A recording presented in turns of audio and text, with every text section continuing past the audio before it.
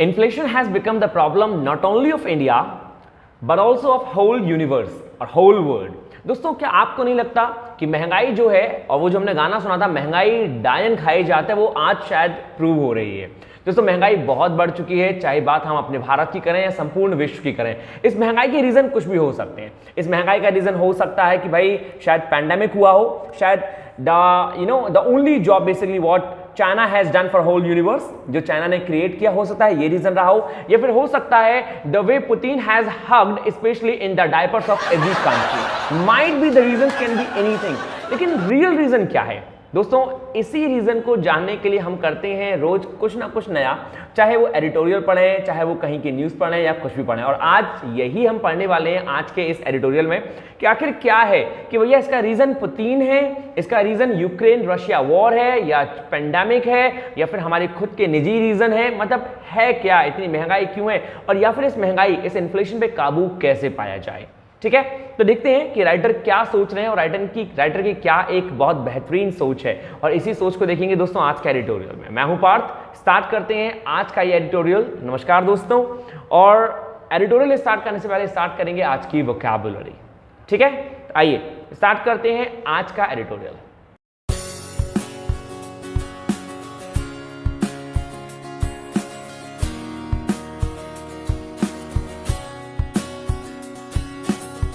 So दोस्तों we are starting from the vocabulary number 1 and the vocabulary is merchandise. बहुत ही common vocabulary है merchandise. जहां बात हो माल की, मतलब व्यापारिक माल की, वो होता है merchandise. Goods to be bought and sold. जहां माल बेचा जाता है और खरीदा जाता है, सामान को खरीदना और बेचना कहलाता है merchandise. सेकंड है दोस्तों deficit, DEFICIT, deficit.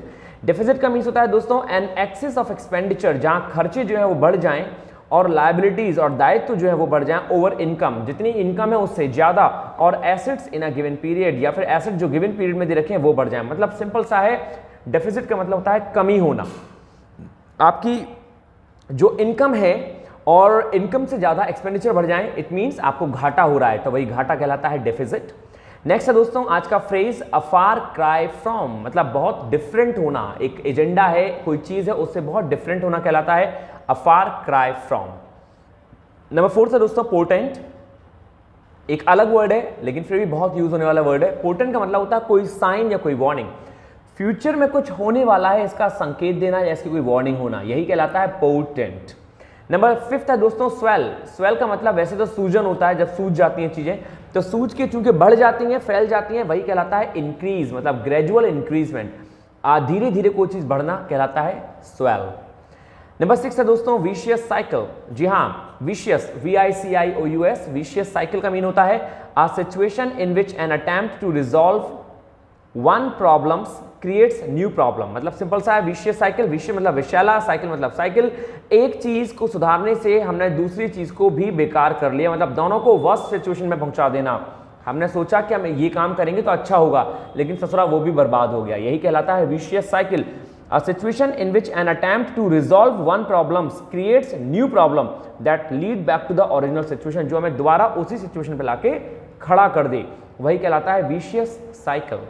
नंबर 7 है दोस्तों वाइल्ड स्विंग्स. वाइल्ड, जंगली, स्विंग्स मतलब a very noticeable change in mood, मतलब आपके मूड में बहुत ज्यादा तेजी से चेंज हो, मतलब अभी आप कुछ सोच रहे हैं और अचानक कुछ सोचने लगे. वाइल्ड स्विंग्स ये नेगेटिव वर्ड है, नेगेटिविटी में घुस जाना या नेगेटिविटी की ओर प्रेरित होना कहलाता है वाइल्ड स्विंग्स. 8 दोस्तों ऑप्टिमल. ऑप्टिमल का मतलब होता है बेस्ट और मोस्ट फेवरेबल, मतलब अधिक से अधिक, सबसे ज्यादा, यही कहलाता है ऑप्टिमल.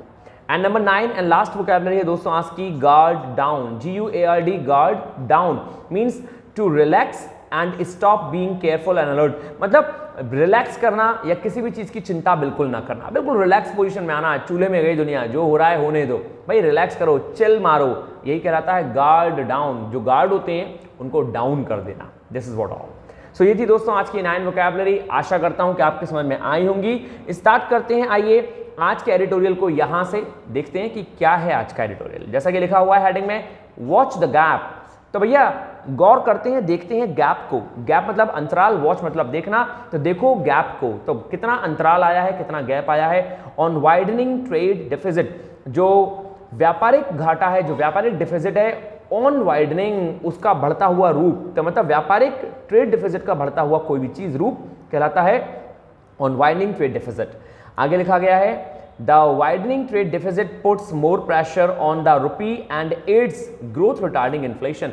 जो वाइडनिंग ट्रेड डिफिसिट है, जो बढ़ता हुआ ट्रेड डिफिसिट है दोस्तों, वो प्रेशर बनाता है रुपी पर और क्या करता है, और सहायता करता है इन्फ्लेशन की, महंगाई की। और कैसी महंगाई दोस्तों, ग्रोथ रिटार्डिंग, ये एडजेक्टिव है, ये ध्यान रखेंगे। इन्फ्लेशन नाउन है और ये इन्फ्लेशन कैसा है, ये इन्फ्लेशन है दोस्तों ग्रोथ रिटार्डिंग इन्फ्लेशन। एक ऐसा इन्फ्लेशन जो कि रुका हुआ इन्फ्लेशन है, मतलब एक ऐसा इन्फ्लेशन जो कि ग्रोथ को इसने रोक रखा है, जिसने ग्रोथ को बिल्कुल पस्त कर दिया है, बिल्कुल मुक्का मार मार के गिरा दिया है। ग्रोथ, रिटार्ड का मतलब होता है थका हुआ होना, नेगेटिव। ग्रोथ मतलब कि ग्रोथ को थका दिया, ग्रोथ रोक दी। तो एक ऐसा इन्फ्लेशन जो कि ग्रोथ पे शनि बन के बैठ गया है।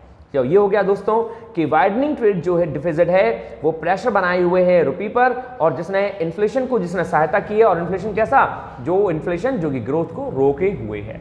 आगे दोस्तों आइए देखते हैं कि आखिर क्या राइटर कहना चाह रहे हैं, आखिर कौन सी ग्रोथ को रोक दिया और क्या है। भाई एक बात तो क्लियर है, इन्फ्लेशन जो है महंगाई है, और महंगाई जो है दोस्तों बहुत सारे रूप में आती है, वो किसी भी रूप में हो सकती है। और यहाँ पे जो महंगाई चल रही है वो उस समय विकट समस्या बनी हुई है संपूर्ण विश्व की। तो इसी पे राइटर ने अपने कुछ थॉट्स दिए, पढ़ते हैं दोस्तों। यहाँ से आप मेरे संग पढ़ना चालू करेंगे या फिर खुद भी पढ़ सकते हैं। Official data on India's merchandise trade for April give reason for cheer at first glance. मतलब यदि हम पहली दफा देखें, पहली बार देखें, तो भैया जो ऑफिशियल डाटा आया है इंडिया मतलब भारत के व्यापार को लेके अप्रैल में, वो भैया हमें खुश होने का एक पहलू देता है, वो हमें बड़ी खुशी देता है कि चलो खुश हो जाओ। अप्रैल में जो भी हुआ है वो डाटा के अकॉर्डिंग मतलब बड़ी चीयरफुलनेस आती है, खुशी की लहर आती है। Emerging from a record export performance, जो एक एक्सपोर्ट परफॉर्मेंस है, जो रिकॉर्ड है, मतलब जिसने सब चीजें तोड़ दी हैं, तो इमर्जिंग फ्रॉम उससे देखते हुए जो during the just concluded financial year है, जो अभी भी फाइनेंशियल ईयर जाके चुका है, उसमें यदि हम रिकॉर्ड एक्सपोर्ट परफॉर्मेंस को देखें, जाने, तो क्या पाएंगे कि outward shipments for the month rose 24.2%। जो आउटवर्ड शिपमेंट्स है, मतलब जो हमने चीजों को एक्सपोर्ट किया है, वो 24.2% बढ़ी हैं, बढ़ गई हैं फ्रॉम अ ईयर अर्लियर, यदि हम कंपैरिजन करें पिछले साल से। तो भैया सिंपल सी बात है कि जो अप्रैल का महीना था, यहाँ पे द मंथ का मतलब है अप्रैल, वो वही महीने की बात कर रहा है जहां पे इसने अभी पहले बात की थी। देखिए मेरा पेन जो है यहाँ पे गायब हो गया दोस्तों। ये अप्रैल जो था यही कहना चाह रहा है द मंथ। तो उसने क्या कहा, उसने कहा आउटवर्ड शिपमेंट्स, वो शिप जो बाहर जाती हैं भारत से, जिनमें सामान जाता है, जब हम एक्सपोर्ट करते हैं, फॉर द मंथ अप्रैल के मंथ में रोज 24.2%, वो 24.2% से बढ़ा है फ्रॉम अ ईयर अर्लियर, एक साल पहले की यदि हम तुलना से देखें तो भाई ये बड़ी अच्छी बात है। आगे क्या कहा गया, कैसे बढ़ा भाई, वो बढ़ा है with electronic and chemical showing healthy expansion. हमारे यहाँ से भाई इलेक्ट्रॉनिक और केमिकल जो चीजें हैं उन्होंने हेल्दी एक्सपेंशन रखा है, मतलब वो काफी चीजें बाहर गई हैं। While petroleum products more than double, जबकि पेट्रोलियम प्रोडक्ट्स जो है वो मोर देन डबल हो गया है, मतलब मोर देन डबल, जितना जा रहा था उससे अधिक जा रहा है अब। आगे हालांकि, हाउएवर दोस्तों, यदि सेंटेंस हाउएवर से स्टार्ट हो गया तो इसका मतलब यह है कि पहले वाले सेंटेंस को वो अपोज कर रहा है, मतलब वो पहले वाले सेंटेंस से कहीं ना कहीं अब विपरीत चलेगा। पहला वाला पॉजिटिव था तो इसका मतलब अब ये नेगेटिव आएगा। तो अभी क्या कहना चाह रहा है, हालांकि imports continue to outpace exports. इसका मतलब हो गया दोस्तों कि हालांकि यदि हम ध्यान से देखें तो जो इंपोर्ट्स है, मतलब हम जो सामान खरीद रहे हैं वो ज्यादा खरीद रहे हैं बजाय एक्सपोर्ट के। तो भाई एक सीधी सी बात है, किसी भी कंट्री का यदि इंपोर्ट ज्यादा होगा तो भाई डेफिनेट है कि उसकी कंडीशन अच्छी नहीं है, क्योंकि एक्सपोर्ट ज्यादा होनी चाहिए। आप कितना सामान बाहर बेच रहे हैं जिससे कि आपका टर्म जो है फाइनेंशियली वो बढ़ेगा, लेकिन यहां तो उल्टा ही हो रहा है। यहां क्या कहा राइटर ने, हालांकि इंपोर्ट्स जो है वो कंटिन्यू हैं ज्यादा से ज्यादा बजाय एक्सपोर्ट के, ग्रोइंग बाय 26.6%, जो कि बढ़ गए हैं कितना, 26.6% से, to broaden the goods trade deficit, जिन्होंने ब्रॉड कर दिया है गुड्स ट्रेड डिफिसिट को, जो व्यापारिक माल है उसके घाटे को जिसने बढ़ा दिया है, विच वाइडेंड, और ये जो गुड ट्रेड डिफिसिट है ये भी बढ़ गया है दोस्तों $20.07 बिलियन, किससे, $18.5 बिलियन से, जो कि मार्च में था। मतलब जो इंपोर्ट हो रहा था वो दोस्तों इतना ज्यादा बढ़ गया है कि वो ग्रो हो गया है 26.6%। और फिर उसने कहा कि जो गुड्स ट्रेड डिफिसिट है, जो हमें घाटा हो रहा है व्यापारिक, वो दोस्तों $20.07 बिलियन का हुआ है। यदि हम इस बार बात करें पिछली मार्च से, तो भाई जो पिछले मंथ का था वो $18.5 बिलियन का था, लेकिन अब वो 20.07 हो गया है। हालांकि ये चीज़ें नेगेटिविटी शो करती हैं, लेकिन फिर भी अप्रैल मंथ में जो डाटा शो हुआ है वो बड़ा ही चीयर करने वाला है। यदि हम समरी में लें तो बड़ा ही खुश होने वाला है कि हाँ ठीक है, कुछ तो सही है भाई, कुछ तो अच्छा हो रहा है। मतलब हम कहीं ना कहीं फर्स्ट ग्लांस में ये जान रहे हैं कि कोई ना कोई चीज़ें एक्सपोर्ट हो रही हैं इंडिया से, चीज़ें बैलेंस हैं। आगे दोस्तों, आगे कहा द ट्रेड डिफिजिट, जो व्यापारिक घाटा है, the extent to which the import bill exceeds export receives, मतलब यदि हम बहुत ऊंचाई तक देखें, लास्ट सीमा तक देखें, to which the import bill, जहां पर या जिस पर जो इंपोर्ट बिल हैं वो बढ़ाई जाती हैं, वो बढ़ जाते हैं एक्सपोर्ट रिसीव्स को। मतलब जो व्यापारिक डिफिजिट है, जो ट्रेड डिफिजिट है, द एक्सटेंट टू विच, जिसकी हम ऊंचाई सबसे एक्सटेंट पॉइंट को देखें, to which the import bill exceeds export receives, हमें जितना एक्सपोर्ट रिसीव होना चाहिए था उससे कहीं ज्यादा इंपोर्ट बिल जो हैं, जो हम माल खरीद रहे हैं, इंपोर्ट कर रहे हैं, वो ज्यादा बढ़ते जा रहे हैं बजाय माल बेचने के। वरिंगली ब्रीच्ड, जिसने बहुत ही चिंताजनक चीजों में हमें तोड़ दिया है, ब्रीच कर दिया है, $200 billion for a rolling 12 month period, मतलब इन 12 मंथ के पीरियड में जिसने $200 बिलियन पे चीजों को चिंताजनक सिचुएशन पे ला खड़ा किया है। For the first time in April, मतलब पहली बार ऐसा अप्रैल में हुआ, impacted predominantly by petroleum imports of $172 billion, मतलब इस चीज का जो इंपैक्ट हुआ है, तो इंपैक्ट हुआ है किस पे? प्रीडोमिनेंटली, बहुत इंपॉर्टेंट तरीके से पेट्रोलियम के इंपोर्ट्स के द्वारा। हमने जो पेट्रोलियम चीजों को इंपोर्ट किया है ऑफ $172 बिलियन का, मतलब इंपैक्टेड। इन चीजों में से यदि हम हाई बात करें तो जो इंपैक्ट पड़ा है वो सबसे ज्यादा पड़ा है पेट्रोलियम इंपोर्ट्स का। तो पेट्रोलियम चीजों को हमने इंपोर्ट कितना किया है? ऑफ 172 बिलियन, और इसी चीज ने सबसे ज्यादा कमर तोड़ रखी है। आगे ग्लोबल क्रूड ऑयल प्राइसेस जो हैं, यदि हम ग्लोबली क्रूड ऑयल प्राइसेस देखें, have surged by more than 40%, वो 40% से ऊपर बढ़ गए हैं 2022 में, in the wake of Russia. और किस कारण बढ़ गए हैं? ये जो पुतिन भाई साहब हैं, जो रशिया का जो वॉर चल रहा है यूक्रेन पर, स्वेलिंग द इंपोर्ट बिल, वो बढ़ाता जा रहा है, बढ़ाता जा रहा है, किसको? इंपोर्ट को बढ़ाता जा रहा है। भाई जब सबसे ज़्यादा जो चीज़ें आ रही हैं वो हम जानते हैं रशिया और यूक्रेन से आ रही हैं, और चूंकि युद्ध हुआ है तो कुछ भी चीज़ आ नहीं सकती, और चूंकि आ नहीं सकती इसलिए इंपोर्ट जो है वो रुका हुआ है और महंगाई बढ़ती जा रही है। तो यहाँ पे राइटर ने एक तमाचा मारा है इस चीज़ को लेकर कि भाई इंपोर्ट का जो रशिया और यूक्रेन का जो युद्ध है वो भी एक बहुत बड़ा रीज़न है। किसको लेके क्रिटिसिज्म किया है? महंगाई को लेके, इन्फ्लेशन को लेके। दोस्तों आगे, the early onset of the Indian summer with the heat wave, ये जो शुरुआती मंथ होते हैं समर के विद द हीट वेव, एक बड़ी गरम लू के साथ, has bolstered power demand setting the pace for coal imports, इन्होंने बोल्स्टर कर दिया, बढ़ा दी है पावर की डिमांड को। पावर डिमांड मतलब जैसे कोल की जो डिमांड होती है, जो पावर सप्लाई होती है उसकी डिमांड को, क्योंकि भैया हीट है, अब इतनी ज़्यादा गर्मी है तो लोग क्या करेंगे? लोग एसी चलाएंगे, लोग पंखे चलाएंगे, कूलर चलाएंगे, जो इन सब चीज़ों को चलाएंगे तो पावर की जो डिमांड है वो क्या है? वो बढ़ जाएगी। Setting the pace for coal imports, और इसने सेट कर दिया है बहुत ज्यादा रफ्तार, किसमें? कोल के इंपोर्ट में। मतलब अब हमें कोल का जो इंपोर्ट है ससुरा वो बहुत करना पड़ रहा है भाई।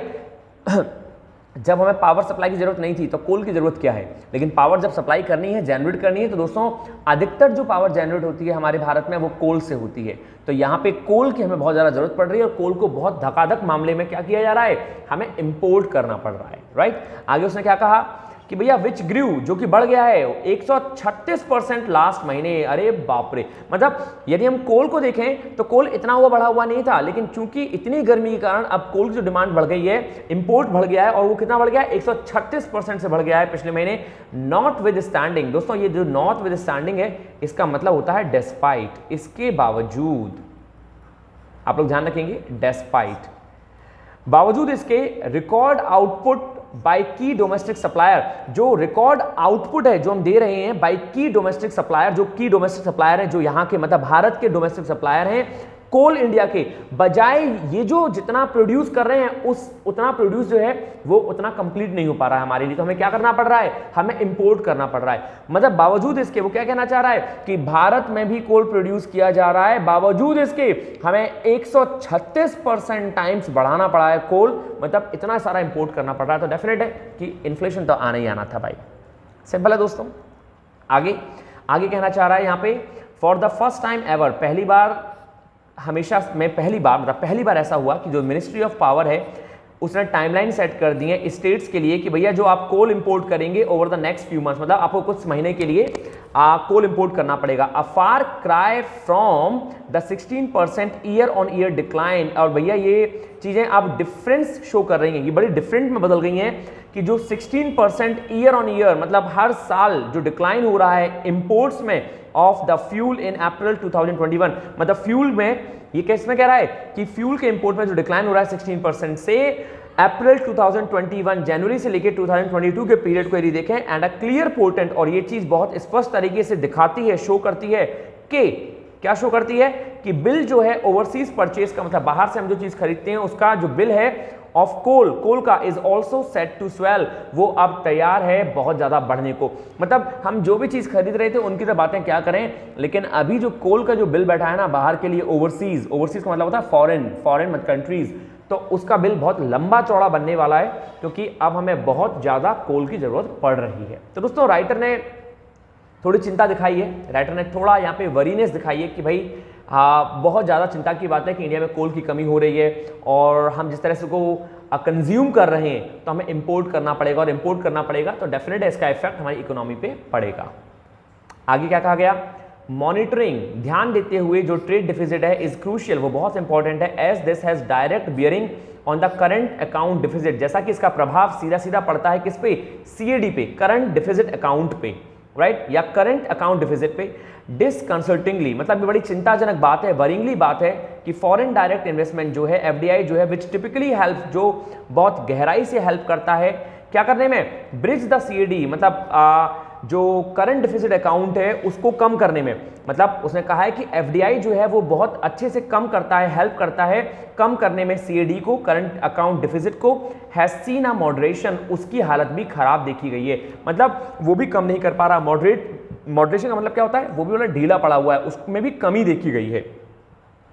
एंड और इसके बावजूद भाई क्या, और द वाइडर द सीएडी, जितना बड़ा सीएडी मतलब जितना ज्यादा ये डिफिजिट बढ़ता जा रहा है, the greater the downward pressure on the रुपी, उतना ही ज्यादा रुपए पे प्रेशर बढ़ता जा रहा है, विच हैज ऑलरेडी वीकेंड, जिसने पहले से ही वीक कर दिया, कमजोर कर दिया है कंसिडरेबली, बड़ी विचारपूर्वक चीजों को, since the conflict in eastern Europe, जब से ईस्टर्न यूरोप में क्या है कॉन्फ्लिक्ट बढ़ गया है, बिगिन इन फरवरी में। मतलब दोस्तों साफ साफ कहा गया है कि जब से यूरोप में ये कॉन्फ्लिक्ट बढ़ गए हैं तब से रुपए की जो कंडीशन है वो और भी प्रेशराइजेशन में आ गई है, वो और भी प्रेशर ले रहा है और चीजें बदतर होती जा रही हैं।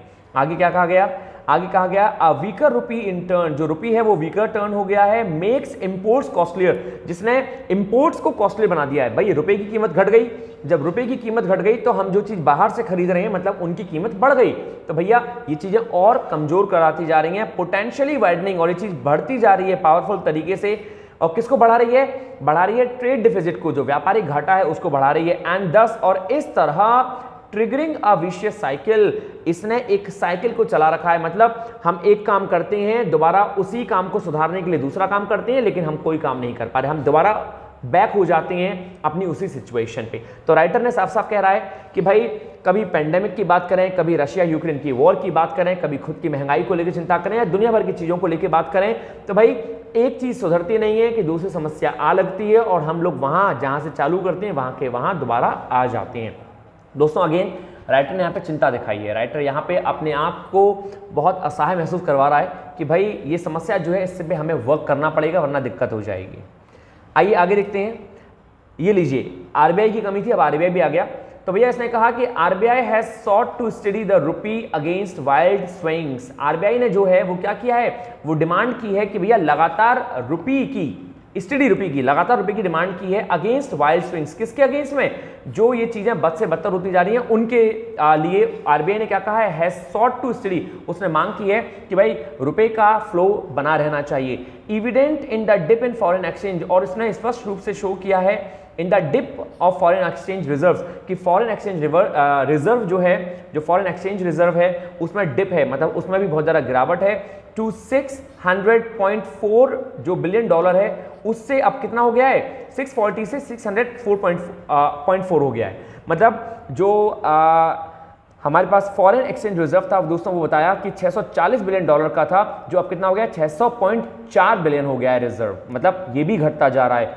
लेकिन but A central bank can draw on the reserves to ease any rupee weakening only to a limited extent। मतलब उसने क्या कहा कि एक लिमिटेड एक्सटेंट तक, मतलब किसी हद तक जो सेंट्रल बैंक है वो ड्रॉ कर सकती है on the reserves to ease any rupee, मतलब वो रिजर्व को ड्रॉ कर सकती है, जो भी चीज रिजर्व है जो जमा है उसको ड्रॉ निकाल सकती है रुपए की कंडीशन को सुधारने के लिए, to ease any rupee weakening only to a limited extent, लेकिन एक लिमिटेड एक्सटेंट तक।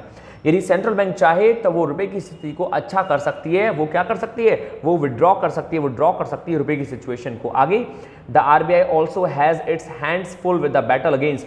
अब भाई आरबीआई भी बड़ा असहाय महसूस कर रहा है, आरबीआई के भी हाथ जो हैं वो फुल है बैटल, मतलब युद्ध के लिए मजबूर हैं, युद्ध के तौर पे जो युद्ध हो रहा है, जो चीजें बिखरी हुई हैं उस तरह से वो मजबूर है। अगेंस्ट इंपोर्टेड इन्फ्लेशन, क्या करे भैया, तो भैया अगेंस्ट इंपोर्टेड इन्फ्लेशन, वो जो महंगाई बढ़ती जा रही है इंपोर्टेडनेस से कि हम लोग सामान खरीद रहे हैं बाहर से, तो इसमें आरबीआई भी मजबूर है, आरबीआई भी असहाय महसूस कर रहा है। एज ग्लोबल कमोडिटी प्राइसेस, जैसा कि जो ग्लोबली तौर पे कमोडिटी प्राइसेस हैं रिमेन शार्पली एलिवेटेड, वो बहुत ही तेज तरीके से बढ़ते जा रहे हैं, इसीलिए आरबीआई भी अपने आप को क्या महसूस करा रहा है, RBI also has its hands full, RBI की भी जो हैंड है ना वो अब चल नहीं रहे हैं, खाली नहीं है, वो भर गए हैं, किससे, विद अ बैटल, युद्ध से, मतलब वो भी बेचारा लड़ रहा है, संघर्ष कर रहा है कि तरह कम किया जाए, लेकिन असहाय है। आगे दोस्तों, आगे राइटर ने कहा to help avoid added stress, मतलब टू हेल्प करना किसको, स्ट्रेस को अवॉइड करने के लिए the government must consider, government को सोचना चाहिए कोई भी एडिशनल इंसेंटिव के बारे में फॉर एक्सपोर्ट्स के लिए, मतलब भाई हमें यदि कोई सामान बेचना है, हमें कोई सामान एक्सपोर्ट करना है तो गवर्नमेंट को लालच देना चाहिए। यहाँ पे राइटर ने साफ एडवाइस देने की कोशिश की है, राइटर ने सजेशन देने की कोशिश की है कि भाई तुम्हें यदि एक्सपोर्ट करनी है चीज़ों को तो प्लीज़ तुम इंसेंटिव देना चालू करो, while encouraging local production, while जबकि एनकरेज करते हुए लोकल प्रोडक्शन को, जो लोकल प्रोडक्शन है, जो लोकली तौर पे, राष्ट्रीय तौर पे लोग प्रोडक्ट प्रोड्यूस कर रहे हैं ऑफ आइटम्स को, that strain the import bill, जिसने इंपोर्ट बिल को क्या कर रखा है, स्ट्रेन कर रखा है, दबा रखा है, आतंकित कर रखा है, परेशान कर रखा है। तो हमें चाहिए कि भाई एक्सपोर्ट जो है वो ज़्यादा से ज़्यादा किया जाए, चाहे उसके लिए हमें कुछ एडिशनल इंसेंटिव के बारे में ही क्यों ना सोचना पड़े। आगे क्या कहा गया, the coal crisis could have been averted, coal जो क्राइसिस है, कोयले का जो इस समय क्राइसिस चल रहा है वो दोस्तों टाला जा सकता है विद बेटर एडवांस एस्टिमेट्स, यदि हम बहुत अच्छा एस्टिमेट लगाएं पावर डिमांड का, as the country emerge from the worst of the pandemic, जैसा कि कंट्री जो है वो जो पेंडेमिक का वर्स्ट फेज था उसको झेल के आ चुकी है। And optimal allocation of coal carrying rail wagons, मतलब क्या हो गया, worst of the pandemic and optimal, और जो ऑप्टिमल है मतलब जो मैक्सिमम एलोकेशन है, बंटवारा है, एलोकेशन का मतलब बांटना, of coal carrying rail wagons, वो जो कोल कैरिंग होती है ना, मतलब जो रेल वैगन्स होते हैं, जो रेल बोगियां होती हैं, वो जो कोल लाती हैं, कैरी करती हैं, यदि हम उन सब सिचुएशन को देखें तो हो सकता है कि ये जो डिमांड है पावर की इसको कंप्लीट कर लिया जाए।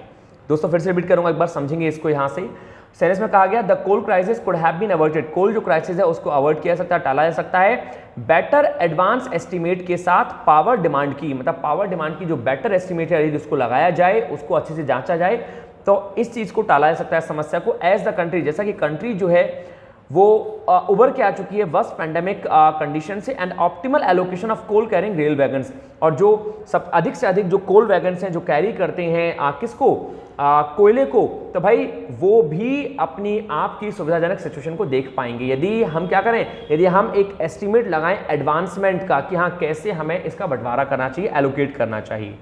आगे दोस्तों, policy makers can ill afford, मतलब राइटर यहाँ पे सजेशन दे रहा है कि पॉलिसी मेकर्स जो हैं, जो पॉलिसी बनाते हैं, कैन इल अफोर्ड, वो इस चीज को अफोर्ड नहीं कर सकते, to let their guard down, कि वो हाथ पे हाथ धर के बैठे रहें, ऑन ट्रेड इम्बैलेंसेज, जिस तरह से व्यापार जो है वो इम्बैलेंस चल रहा है, एंड रिस्क, और जो रिस्क बनी हुई है ग्रोथ रिटार्डिंग इन्फ्लेशन, जिस इन्फ्लेशन ने ग्रोथ को जकड़े हुए उसकी जो रिस्क बनी हुई है, और जो मोर प्रेशर बना हुआ है रुपये पर, तो भाई इससे तो मालूम पड़ता है कि जो पॉलिसी मेकर्स हैं वो नहीं बैठ सकते हाथ पे हाथ धर के, उनको कुछ ना कुछ करने को चाहिए। यहाँ दोस्तों लास्ट में राइटर ने क्या दिया है, सजेशन दिया है। तो होल सोल यदि हम बात करें तो दोस्तों बहुत सारे जो कारनामे हो रहे हैं हमारे पूरे विश्व में, बहुत सारे जो करतूत चल रहे हैं, उनके कारण सभी देशों को भुगतना पड़ रहा है। अब वो चाहे रशिया यूक्रेन की बात चल रही हो, चाहे चाइना के पेंडेमिक की बात चल रही हो जो उसने एक कोरोना फैला दिया है, और या फिर कोई भी रीजन रहे हो, चाहे रुपए इन्फ्लेशन के लिए इंपोर्ट और एक्सपोर्ट की बात चल रही हो, समस्या तो समस्या है और सब अपने तरीके से सजेशन देने में सक्षम है, सब अपने तरीके से सजेशन देने में लगे हुए हैं। लेकिन दोस्तों ये डिपेंड करता है गवर्नमेंट पे कि गवर्नमेंट क्या करे और कैसे इस सिचुएशन से उभर के आए, राइट। हो सकता है कि जो मिस्टर प्राइम मिनिस्टर की जो हमारे नीति है फॉरेन की कि हाँ भैया वो बाहर जा रहे हैं, लोगों से मित्रता बढ़ा रहे हैं या फिर कोई चीज़ों को एक्सपोर्ट करवाना है, इंपोर्ट करवाना है, उसमें बातचीत करके आ रहे हैं। So might be the things would be useful and fruitful and might be it would have some kind of question mark in future. लेकिन देखते हैं कि भाई आखिर क्या है, कितना ये चीज़ें रंग ला पाएंगी और कितना अच्छी रहेंगी। तो पैसेज बहुत सिंपल था जो हमने देखा अभी कि भाई पूरा इकोनॉमिकल है, जिसमें बताया गया है कि कोल की समस्या कैसे बनी हुई है और राइटर ने सेशन क्या क्या दिए हुए हैं। एक बार आप इनको दोबारा पढ़ेंगे और ये है दोस्तों वोकैबुलरी आज की 9, इनको करेंगे पूरा अच्छे से। यदि कहीं कोई डाउट है तो आप मुझसे पूछ सकते हैं इसके लिए, लेकिन 9 में से प्लीज 6 वोकैबुलरी आपको करनी है। आप में जितने भी लोग 6 कर सकते हैं, it means you are the best one, you can do something great there, right. तो चलिए दोस्तों फिनिश करते हैं आज की क्लास और फिर मिलते हैं कल के नेक्स्ट एडिटोरियल में। लेकिन हाँ, जो हमारी क्लास 12 o'clock लगा करती थी दोस्तों, अब हम उसका टाइम बढ़ा के 11 o'clock कर देंगे। तो आप क्लास लेना ना भूलें, ग्रामर की specially, right. It's a very free of cost class, आपको कोई भी कोड नहीं डालना, आपको कुछ भी नहीं करना, आप डायरेक्ट यूट्यूब पे जाएं, डायरेक्ट पार्थ फोस्टर के लिंक जाएं, आपको ग्रामर मिल जाएगी डेली के डेली और आप उस पर एरर्स कर सकते हैं अपने एग्जाम्स के लिए, खासकर SBI के लिए और जो कमिंग एग्जाम्स हैं। तो ठीक है दोस्तों, take care of yourself, stay happy, stay healthy and stay hungry. Thank you दोस्तों, नमस्कार।